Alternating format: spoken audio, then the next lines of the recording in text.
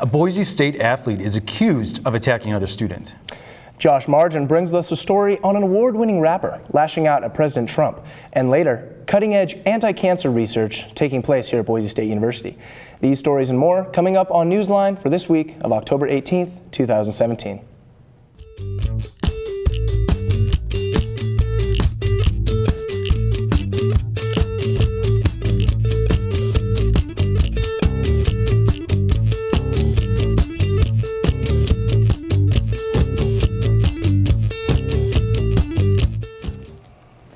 Thank you for joining us this week's edition of Newsline. I'm Doug Mason.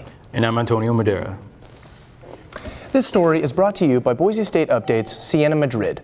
Within our research program here at Boise State, researchers have created anti-cancer drugs that are extremely effective, killing 58 of the 60 tumor types that affect 9 organ systems in the human body. The proteins, commonly known as nullimars, are the shortest nucleotide or amino acid sequence absent from nature.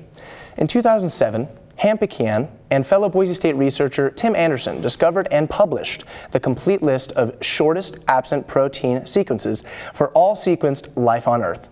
This led to their research on how the absence of these short sequences could affect the human genome. This treatment shows promise and potential for fighting cancer. However, the team is starting new studies and plans on at least having a couple more years until they test the advances in the next stage. Police are investigating a Boise State football player accused of punching and kicking a student in a dorm room earlier this month. Exact details are not available as police are still investigating the accusation. Witnesses say that Ben Taylor was visiting a female friend in Taylor Hall when Jace Richard expressed a problem with Taylor's noise level. Other witnesses say Richard was banging and yelling at the door of the dorm room where Taylor was. When Taylor opened the door, Richard punched and knocked him unconscious, but still continued attacking him, breaking his nose and arm. Ben Taylor has hired an attorney, but no official charges have been filed. Jace Richard has been suspended from all athletic activities until the investigation is complete by both Boise State University and Boise State Police. And now we have Josh Margin with a story on Eminem's freestyle rap aimed at President Trump. What do we got, Josh? Well, Eminem is back in the news, guys, and it's about time. True. So, last week at the BET Hip Hop Awards, rapper Eminem struck out at President Trump. He accused the president of racism, hypocrisy, disrespect of military veterans, and more in almost 5 minutes of furious freestyle rap. Eminem has been known as one of the most controversial rappers of this generation. He pulls no punches when it comes to disrespecting fellow music artists and celebrities. So one could say it was almost a matter of time before he lashed out at President Trump.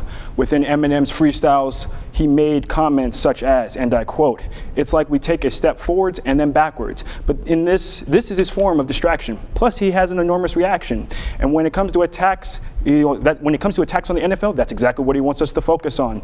Instead of talking about Puerto Rico, gun reform for Nevada, all of these horrible tragedies, and he's bored and would rather cause a Twitter storm with the Packers. President Trump tweeted back at Eminem stating, "Your rhymes were weak and your flow was weird. It took you 44 years to barely grow a beard. Just admit you're jealous and you're acting like a big baby because everyone knows I'm the new Slim Shady." The controversial Eminem hit on issues concerning most Americans. The music world, much like sports and entertainment, has become increasingly political during the Trump administration. Thank you, Josh. Now we go with Brad Sloan with our weekly weather report. Who knew President Trump had some flow, guys? I mean, I don't know. Anyways. Starting off your week, you're going to have a slight heat wave starting off on Thursday with a high of 72 and a low of 51. And then starting off your weekend, you're going to see some showers here, but you're going to see a high of 54 with a low of 36. And on Saturday, going to be a high of 50 and a low of 45. Going into Sunday, it's going to be a high of 64 with a low of 45. Starting off your week on Monday, it's going to be a high of 64, mostly sunny with a low of 42. Then on Tuesday, it's going to be a high of 64 with a low of 42 again. Finally, on Wednesday, you're going to see a high of 63 with a low of 42. I'm Brad Sloan, your weatherman, with your weather plan. Sounds like some great weather, Brad. Thank you for that. Now joining us at the podium, we have Brendan Serrano with the Bronco Sports Update. What do we got, man? Hey, man, football season, it's getting exciting, guys. Yeah. There was cause for celebration Saturday night when Boise State football knocked off the number 19 ranked San Diego State Aztecs 31-14. Alexander Madison was a one-man wrecking crew as he ran for 128 yards and a touchdown to go along with it. The Broncos got off to a quick start, scoring 21 unanswered points on an Avery Williams punt return, a Kakaula Kaniho fumble return, and a Jake Rowe 3-yard touchdown pass from Brett Rippon.